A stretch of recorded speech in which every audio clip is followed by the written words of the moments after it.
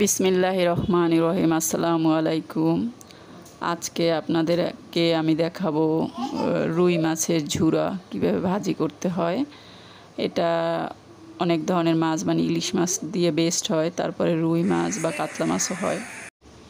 তো এটা আপনারা ভিডিওতে দেখলেই বুঝতেছেন যে 5 পিস মাছ নিয়ে আমি কাঁটাটাকে পরিষ্কার করে ফেলেছি। যারা রান্না করতে পারেন সবাই এটা দেখলেই বুঝবেন যে কি কি দেওয়া হয়েছে, মাছের মশলা প্লাস পেঁয়াজ টিয়াজ। কিন্তু আজকে আপনাদেরকে একটা বাস্তব কথা বলবো।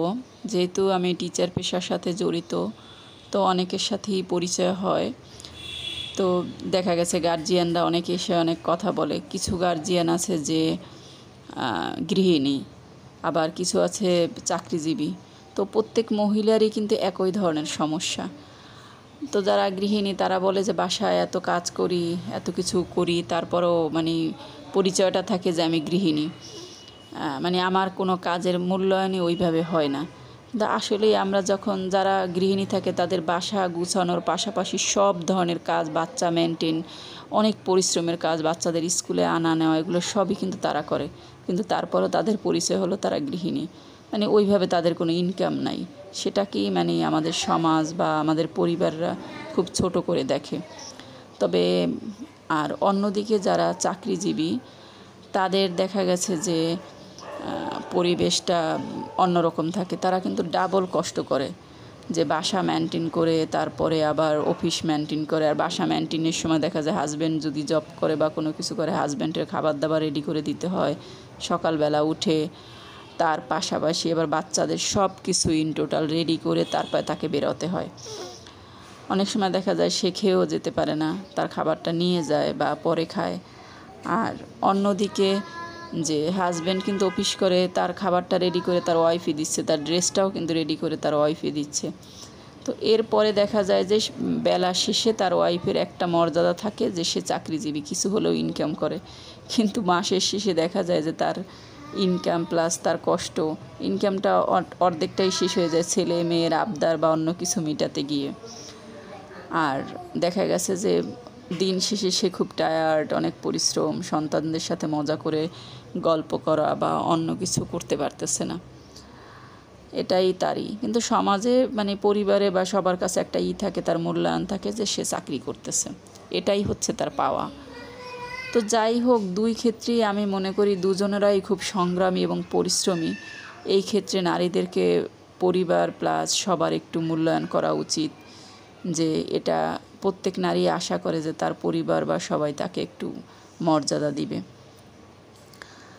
আর এটাই আমার মানে বিষয়বস্তু। তো দেখা গেছে যে আমিও আমার রান্নাটা সেরে কিছু সময় হলেও ছেলেমেয়েদের সাথে স্পেন্ড করার চিন্তা করি, কিন্তু ওইভাবে সময় হয় না। নিজেও কিছু না কিছু করি, এরপরে বাসার কাজ বা সব কিছু করতে হয়।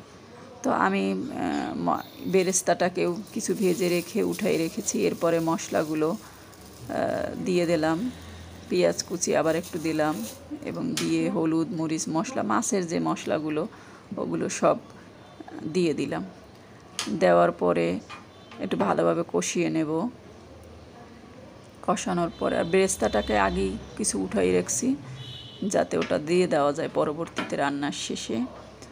তো আলু আমি এবার একটু কুচি করে আলাদাভাবে রেখে দিয়েছি।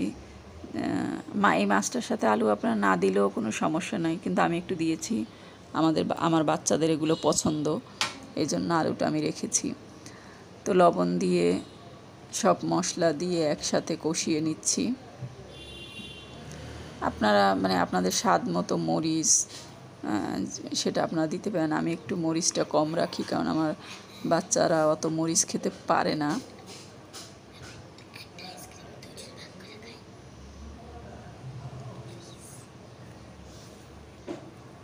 তো এরপরে মরিচটা দিয়ে দিলাম,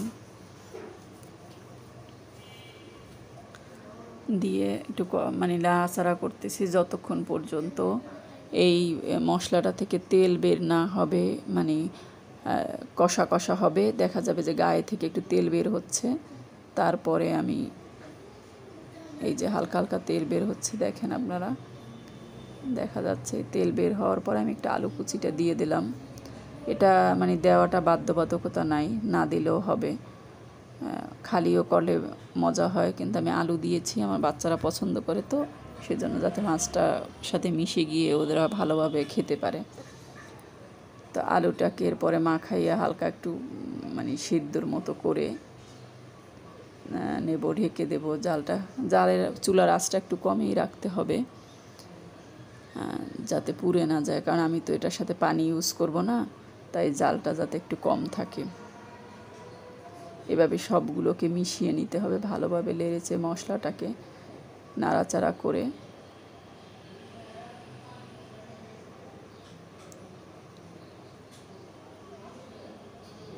এরপরে কিছুক্ষণ পরে এটা যখন আলুটা সেদ্ধ হয়ে আসবে, তারপরে ঢাকনা দিয়ে দিলাম, সেদ্ধ হালকা হয়েছে, এরপর মাছটা মিশিয়ে দিলাম। তো এরপরে মাছটাকে মিশিয়ে দিলাম আলুর সাথে।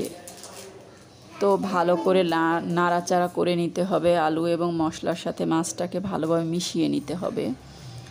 তো মেশানো হয়ে গেলে এক্ষেত্রে আপনারা একটু সতর্কভাবেই করবেন, যাতে আলুটা একেবারে সিদ্ধর সাথে ভর্তা ভর্তা না হয়ে যায়, মানে জোরালোভাবে নাড়াচাড়া করবেন না, যাতে আলুটা একটু হালকা হালকা মানে থাকে, ঝরঝরা থাকে। এই জন্য মানে হালকা হালকাভাবে নাড়াচাড়া করে মাছ এবং আলুটাকে মিশিয়ে দেবেন, যদি আপনারা আলু ইউজ করতে চান সেক্ষেত্রে। আর যদি আলু ইউজ না করেন তাহলে নিজেরা মাছটাকে তাড়াতাড়ি নাড়াচাড়া করতে পারবেন, বা ফুল স্পিডে তাওয়ার উপর রেখে তেলের মধ্যে মাছটাকে মচমচা করে নিতে পারবেন, যারা মচমচা পছন্দ করে, এই ঝুরাটার মধ্যে আর কি মচমচাও হয়ে যায়। এরপরে আমি একটু ঢেকে দেব, যাতে একটু মশলাটা মাছের মধ্যেও ঢুকে বা আলুটা আর একটু সিদ্ধ হয়। আমার মাছ প্রায় হয়ে গেছে, এখন আমি ধনেপাতা ইউজ করব, কিছু ধনেপাতা দিয়ে দিচ্ছি। ধনেপাতাটা একটু যেহেতু নাই, এই জন্য একটু ঢেকে দেবো, ধনেপাতাটা যাতেই হয়ে যায়, মিশে যায়। নাড়াচাড়া দিয়ে দেবো, তারপর ওই করে রাখা বেরেস্তাটা এটার উপরে দিয়ে দেব। বেরেস্তাটা দেওয়া হয়ে গেলে হালকা একটু মিশিয়ে তারপরে পরিবেশনের জন্য রেডি করব। এটা হচ্ছে যাদের বাসায় ছোট ছোট বাচ্চারা আছে, যে মাছের কাঁটা বেছে খাওয়া ঝামেলা, মা বারবার বেছে দিতে হয়, তো একসাথে রান্নার সময় কাঁটাটা বেছে রেডি করে ফেললে আর বাছার ঝামেলা নাই।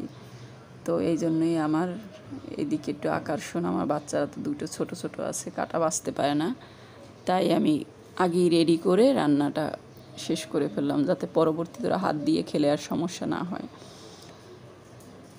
তো আপনাদের যদি আমার রান্না ভালো লাগে, আপনারাও ট্রাই করে দেখতে পারেন। আমার পাশে থাকার জন্য সবাইকে ধন্যবাদ। আসলে অনেকেই মনে করে যে এগুলো হয়তোবা করলেই খুব টাকা ইনকাম হয়ে যায়, আসলে এটা ঠিক না।